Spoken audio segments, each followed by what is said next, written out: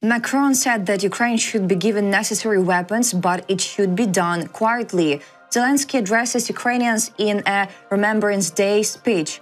Evil cannot be appeased, and how, despite Putin's declared truce, fighting on front continues. The latest news next. On the 8th of May, the day of remembrance and victory over Nazism, President Volodymyr Zelensky recorded a video from the center of Kyiv, showing the difference between life on Maidan Nezalezhnosti, Independence Square, and the parade of fear on Red Square in Moscow, reported by Zelensky on social media and the official website of the President of Ukraine. The day we mark together with the entire world, with all those who 80 years ago fought for life to ensure that evil would lose and that it would be never again. Sadly, 3 years ago, it happened again. And just like back then, the air raid siren wailed once more over Kyiv, and evil once again came to our Ukrainian land. On the morning of 24th February, Kreshchatyk was empty. No cars, no people. Now there is life here, you see. 3 years ago, when I recorded an Independence Day address, burned Russian vehicles stood here. And that is the only kind of parade evil can get here. The president said that there would be convoys of tanks, units of murderers marching the disguised crowd, and half-dead faces looking down on the procession in the capital of the aggressor state.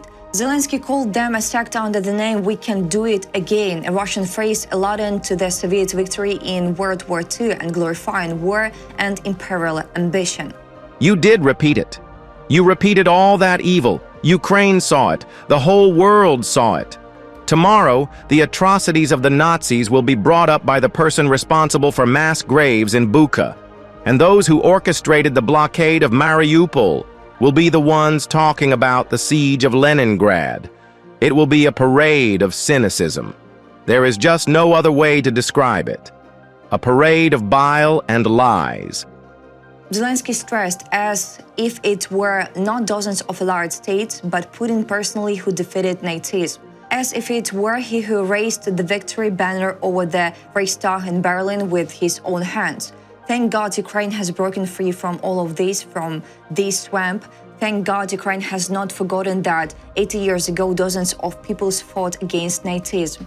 He reiterated that sadly over 8 million Ukrainians were killed in that struggle, and almost every Ukrainian family now has a hero who fought or is fighting against this new evil. Zelensky also talked about the People's Memorial on Independence Square. And this very important place here, the place of remembrance, shows why this life exists, and why Ukraine is alive, and why it is so strong, and how our people value their heroes. Once, there was only a small plaque here, just an A4 sheet, and there was an inscription. Place a flag if you know someone who was killed by Russia. Zelensky stated, now this is a place of national memory, and every flag, every portrait, every candle is our gratitude, is our respect. And this, you know, is not a monument made by order. This is a human desire to pay tribute to the best of Ukrainians. And this is yet another proof of the abyss between us and evil. For them, the idol is the old man on Red Square who took the lives of millions. For us, heroes are heroes among us. The president emphasized that Russia must radically change, or else the world will have to change, just as the world did 8 years ago, when it finally became clear to everyone that evil cannot be appeased. It must be fought together. Mobile internet may not be the only service shut down during the Victory Day parade on Red Square. The entire mobile network could be jammed in Moscow. Victory Day is a Russian holiday commemorating the Soviet victory over Nazi Germany in 1945, celebrated on the 9th of May. Reported by Ferry Daily, citing two sources at Russian major mobile operators. About details, the sources said that residents and visitors in Moscow may be left without any mobile connection on the 9th of May, possibly from 9 a.m. until around 12 to 13 a.m. They have never jammed Moscow like this before. They practiced on other regions, said one of the sources. The Moscow Times reported that similar information had been confirmed by other sources.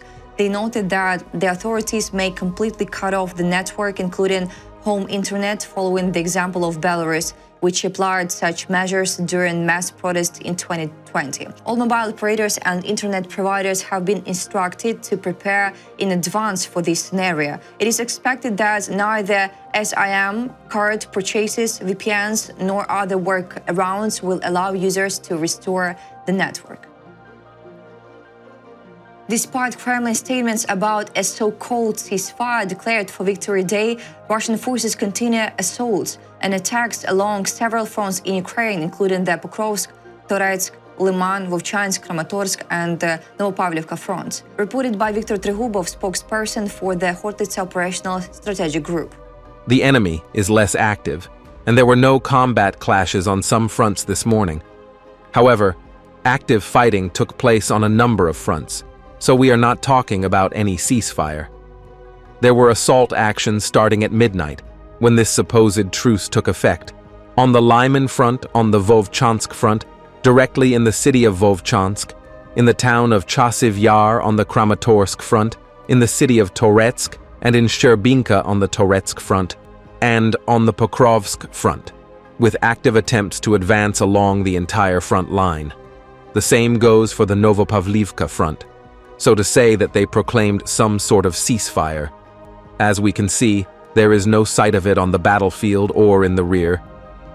Trigubov noted that the Pokrovsk front remains one of the toughest. Ukrainian forces are engaged in defensive battles there. Russian troops are attempting to carry out assault operations west of the city, east of the urban agglomeration along the Pokrovsk-Konstantinivka road, and slightly further south to reinforce efforts on the Novopavlivka front.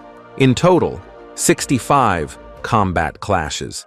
That's not as many as on some past days, but it's currently the most intense front, the most intense section of the front. And the Russians are not giving up their attempts to improve their tactical position around the city, either to cross the Pokrovsk-Kostiantynivka road to complicate the connection between these cities, or to reach the road to Pavlohrad, or somehow support those forces trying to advance along the Novopavlivka front towards the border with Dnipropetrovsk Oblast, which as of now they have not managed to do.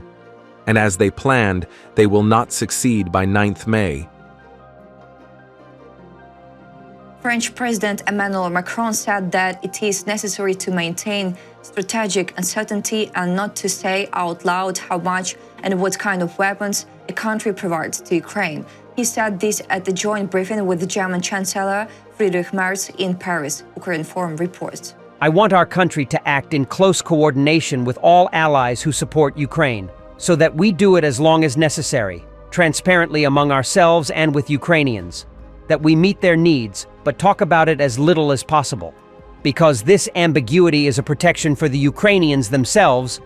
He also praised Merz's position of not speaking out loud about the possible authorization to supply Ukraine with terrorist missiles. It is up to the Chancellor to make decisions for his country, consciously and sovereignly. But I support his desire to restore strategic uncertainty in this context because it would be pointless to announce categories of weapons, delivery dates, and models at press conferences every time. That's all for today. Thanks for watching this video. Like and subscribe.